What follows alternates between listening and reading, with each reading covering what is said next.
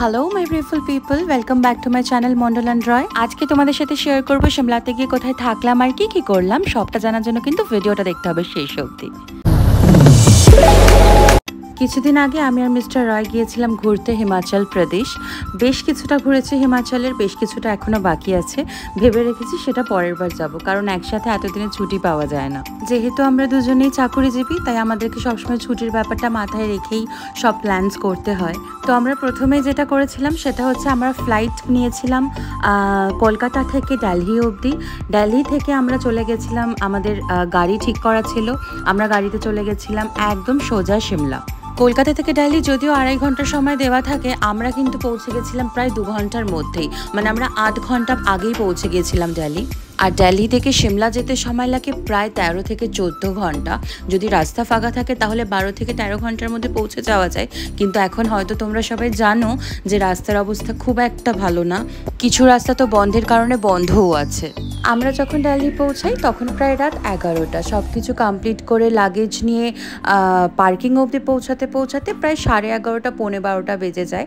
আমাদের ড্রাইভারের আসার কথা ছিল 1টার সময়, বাট আমরা গিয়ে দেখি, বাইরে বেরিয়ে দেখি ড্রাইভার দাদা অলরেডি চলে এসেছেন। সুতরাং আমরা আমাদের লোটা কম্বল নিয়ে রওনা দিলাম শিমলার উদ্দেশ্যে। আমরা ফ্লাইটে ডিনার করেই ফেলেছিলাম, কারণ আমাদের ডিনারটা অ্যাড করা ছিল, তাই ডিনার করারও ব্যাপার ছিল না। যখন আমাদের ফ্লাইটটা দিল্লিতে পৌঁছে যায় তখন ওপর থেকে শহরটা দেখতে এত সুন্দর লাগছিল যে আমি কি বলবো। আর আমি প্রথমবার দিল্লিতে গিয়েছিলাম, আমি আসলে কোনোদিন যাইনি এর আগে। আর ফ্লাইটে চেপে যেতে আমার বেশ লাগে। আমি কিন্তু সবসময় উইন্ডো সিটটাতেই বসি যাতে বাইরেটা দেখা যায়। আসলে শুধু ফ্লাইট না, বাসে চড়ি বা ট্রেনে চড়ি বা আমাদের গাড়িটিতে, আমি কিন্তু সবসময় সুযোগ খুঁজি উইন্ডো সিটেই বসার। আর প্রথমবার দিল্লি এয়ারপোর্টে গিয়ে দেখলাম সে কি বিশাল বড় একটা এয়ারপোর্ট। আমি খুব বেশিবার প্লেনে চাপিনি, এটা ছিল আমার 5ম বার। এর আগে প্রথমবার চেপেছিলাম আন্দামান যাওয়ার সময়, আর আন্দামান থেকে ফেরার সময়। আন্দামানে যে এয়ারপোর্টটি রয়েছে সেটা খুবই ছোট। আর তারপরে চেপেছিলাম ব্যাংককে যাওয়ার সময় আর ব্যাংকক থেকে ফেরার সময়। ব্যাংকক এয়ারপোর্টটা কিন্তু বেশ বড়, কিন্তু দিল্লি এয়ারপোর্টে গিয়ে দেখলাম যেরকম বড় সেরকমই সুন্দর একটা এয়ারপোর্ট। তোমরা ভিডিওতে দেখতেই পাচ্ছ কি সুন্দর করে সাজানো। আমার কিন্তু বেশ ভালো লেগেছে দিল্লি এয়ারপোর্টটা, যতই হোক রাজধানী বলে কথা। তবে আমার কিন্তু আমাদের কলকাতা এয়ারপোর্টটা খুব ভালো লাগে। তোমাদের আগেই বললাম আমরা ফ্লাইটে খাবার খেয়েছিলাম, তাই ডিনার করার প্রয়োজন ছিল না। কিন্তু রাত যখন প্রায় 3টে তখন দেখলাম আমাদের বেশ খিদে পাচ্ছে। ড্রাইভার দাদাকেও জিজ্ঞেস করলাম যে কিছু খাবে কিনা। বললো যে হ্যাঁ, খাওয়াটা প্রয়োজন, কারণ তার নাকি ডিনার হয়নি। আর যেহেতু অনেকটা রাস্তা গাড়ি চালাবে, সে ভারী কিছু খাবে না, সে একটু চা খাবে বেশি করে, আর একটু হালকা কিছু খাবে বললো। আর নিয়ে এলো আমাদের এই ধাবাটিতে। নামেই ধাবা, দেখতে কিন্তু কোনো 4 স্টার বা 5 স্টার রেস্টুরেন্ট থেকে কম কিছু না। নাম হচ্ছে মান্নাত হাভেলি, হাভেলির থেকে কিন্তু কম কিছু না। সে কি বিশাল বড় একটা ধাবা। আর রাত 3টের সময়ও কত লোক সেই ধাবাতে ঢুকে জানতে পারলাম যে এটা হচ্ছে একটা পিওর ভেজ ধাবা। আসলে আমরা রাস্তা দিয়ে আস্তে আস্তে এর আগেও কিন্তু 2টো এই ধাবারই ব্রাঞ্চ পার করে এসেছি। আসলে এত বড় ধাবা এটা যে ওদের অসংখ্য ব্রাঞ্চ আছে এই হাইওয়েটার মধ্যেই। আমি কিন্তু ভেজ খেতে খুব ভালোবাসি। মিস্টার রয়ের একটু অসুবিধা হলেও আমার কিন্তু কোনো অসুবিধাই হলো না। আর তার সাথে এত বড় একটা কাপে যদি 1 কাপ চা পাওয়া যায় তাহলে আর কি চাই। আর খাবারগুলো এতটাই সুস্বাদু, সেই স্বাদ যেন আমার মুখে এখনো লেগে আছে। খাওয়া দাওয়া করে গাড়িতে উঠে কিছুক্ষণ পরেই দেখলাম সূর্যি মামার দেখা পাওয়া গেছে। বুঝতে পারলাম গন্তব্য আর বেশি দূর না। মোটামুটি 11টার মধ্যে পৌঁছে গেলাম আমরা আমাদের শিমলার হোটেলে। এটা হচ্ছে আমাদের হোটেলের সামনেটা এবং রিসেপশনটা এত সুন্দর করে সাজানো, দেখে যেন মনটা জুড়িয়ে যায়। আমার পাহাড়ে গেলে একটা জিনিস বেশ মজাদার লাগে, যেটা দার্জিলিংয়ে গেলেও দেখতে পাওয়া যায়। সেটা হচ্ছে রাস্তার সমান সমান হোটেলগুলো হয়, আর রুমগুলোতে যাওয়ার জন্য সিঁড়ি দিয়ে নিচে নামতে হয়। ব্যাপারটা কিন্তু খুব মজাদার। এখানেও কিন্তু সমানটাই হলো। তোমরা দেখতে পেলে আমরা হোটেলে ঢুকে নিচে নামছি রুমে যাওয়ার জন্য। শুধু নিচে নেমেই হলো না, বেশ কিছুটা নিচে নামার পর যদি উপরে উঠতাম, এটা হয়তো 2তলা উপরে ওঠা হতো। 2তলা নিচে নামার পর দেখলাম এবার লিফটে চড়তে হবে। লিফটে চড়ে নাকি আরো নিচে যেতে হবে। আমার তো দেখেই বেশ এক্সাইটিং লাগলো ব্যাপারটা। এরপরে লিফটে চড়ার পরে যেটা দেখতে পেলাম সেটা হচ্ছে এই লিফটটা থেকে মোটামুটি শিমলা শহরটা দেখা যায়। ছোট ছোট ঘরগুলো পাহাড়ের কোণে হয়ে আছে। এত সুন্দর একটা মনোরম দৃশ্য ছিল, মনটা আমার জুড়িয়ে গেল। রুম অবধি পৌঁছানোর আগেই যেন মন মনটা ফুরফুরে হয়ে গেল। সারা রাত যে কতটা ক্লান্তি ছিল সেটা আমার আর মনেই থাকলো না। লিফটে আমরা প্রায় আরও 3টে ফ্লোর নিচে এলাম। এই যে এই ফ্লোরটা, এই ফ্লোরেই ছিল আমাদের রুম, যেখানে আমরা একদিন ছিলাম, অ্যাকচুয়ালি একটা রাত। এখানে বলে রাখি, আসলে সিমলাতে কিন্তু দেখার মতন তেমন কিছুই নেই, তাই একদিন আর এক রাত কিন্তু যথেষ্ট সিমলার জন্য। এইবার চলো তোমাদের ঘুরিয়ে দেখিয়ে দিই আমাদের রুমটা। এটা হচ্ছে আমাদের রুম, এটা ওয়াশরুম, একটি টিভি ছিল, একটি কেটলি ছিল, যথেষ্ট বড় একটি খাট। কিন্তু পাহাড়ে এসে কিন্তু আমরা কেউ এগুলো খুঁজি না, যেটা আমরা মেইনলি খুঁজি, যেটা আমাদের সব থেকে বেশি প্রয়োজন হয়, সেটা হচ্ছে ভিউ। আমরা আমাদের রুম থেকে কি দেখতে পাই। যে ভিউটা আমার রুমের ছিল সেটা হচ্ছে কিছুটা এরকম।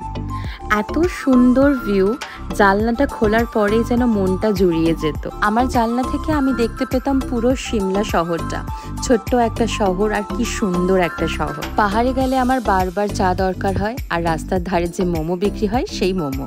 আমরা হোটেলে গিয়ে সবার প্রথমেই চা অর্ডার করলাম আর একটু ব্রেকফাস্ট অর্ডার করলাম, কারণ আমাদের বাইরে কিছু ব্রেকফাস্ট করা হয়নি। আসার পথে শুধু কয়েকবার চা খেয়েছিলাম সকাল হওয়ার পরে। তারপরে দুজনে একটু গল্প করতে করতে এই মারাত্মক সুন্দর ভিউটা দেখতে দেখতে চা খেলাম, আরও কিছু স্ন্যাক্স খেলাম। তারপরে ফ্রেশ হয়ে ডিসাইড করলাম লাঞ্চ অর্ডার করব। দুজনে ঠিক করলাম যে লাঞ্চটা একটু হালকা করব, তাই লাঞ্চে আমরা অর্ডার করেছিলাম খিচুড়ি। ওখানের খিচুড়িটা আমাদের এখানের খিচুড়ির মতন কিন্তু একদমই না। তোমরা যদি মনে করো আমরা এখানে যেরকম খিচুড়ি খাই সেরকম খেতে, একদমই না। ওরা কিন্তু খিচুড়িতে মটর ডালও দেয়। তবে আমাদের খিচুড়ির মতন খেতে না হলেও স্বাদ কিন্তু খুব একটা খারাপ না, একটু অন্যরকম কিন্তু ভালো খেতে। এরপরে আমাদের সব থেকে বেশি যেটা দরকার ছিল সেটা হচ্ছে একটু ঘুম, কারণ একটা পুরো রাত ঘুম হয়নি বললেই চলে। তাই আমরা ঘন্টা দেড়েক ঘুমিয়ে ঘুম থেকে উঠে দুজনে একটু চা খেয়ে তৈরি হয়ে নিলাম চটপট। তৈরি হলাম আমরা যেখানে যাব বলে, সেটা হচ্ছে মল রোড। যারা গিয়েছো তারা হয়তো জানো মল রোড কতটা সুন্দর, আর যারা যাওনি তারা কিন্তু অবশ্যই সময় করে একবার ঘুরে এসো।